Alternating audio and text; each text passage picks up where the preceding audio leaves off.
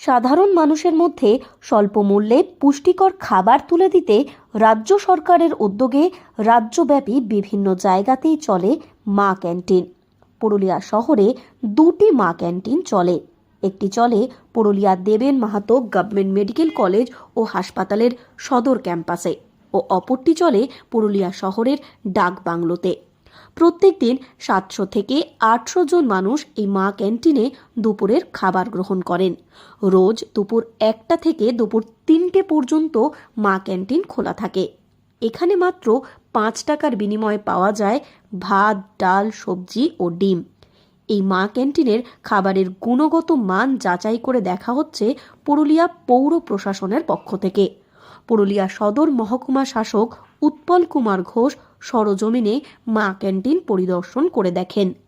এ বিষয়ে সদর মহকুমা শাসক উৎপল কুমার ঘোষ বলেন, বহু মানুষ এই মা ক্যান্টিনে খাবার গ্রহণ করেন প্রত্যেক দিন। পুরুলিয়া পৌরসভার পক্ষ থেকে আপাতত মাসে 1 দিন ও পরবর্তীতে সপ্তাহে 1 দিন করে মা ক্যান্টিনে স্পেশাল মেনুর ব্যবস্থা করা হবে, যা মিলবে মাত্র 5 টাকার বিনিময়ে। ডাক বাংলোতে চলা মা ক্যান্টিনে একটি শেডের প্রয়োজন রয়েছে।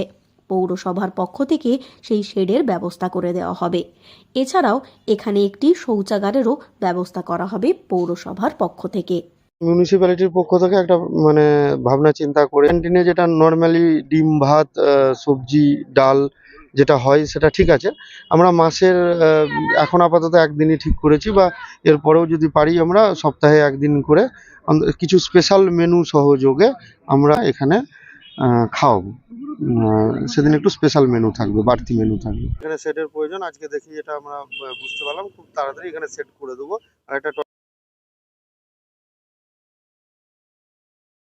সস্তায় পুষ্টিকর খাবার সাধারণ মানুষের মুখে তুলে দিতে রাজ্য সরকারের উদ্যোগে রাজ্যের বিভিন্ন জেলাতেই চলে মা ক্যান্টিন। পুরুলিয়া শহরেও দুটি মা ক্যান্টিন চলছে রাজ্য সরকারের উদ্যোগে। প্রতিদিন রুটি রুজির টানে বহু মানুষ পুরুলিয়া শহরে আসেন। তাদের পক্ষে শহরের অন্যান্য জায়গায় হোটেল বা রেস্তোরাঁয় বেশি দাম দিয়ে খাবার কিনে খাওয়া সম্ভব হয়ে ওঠে না। তাই বহু মানুষের ভরসা থাকে এই মা ক্যান্টিনের উপরেই। আগামী দিনে মা ক্যান্টিনে স্পেশাল মেনু চালু হলে তাদের জন্য অনেকটাই ভালো হবে।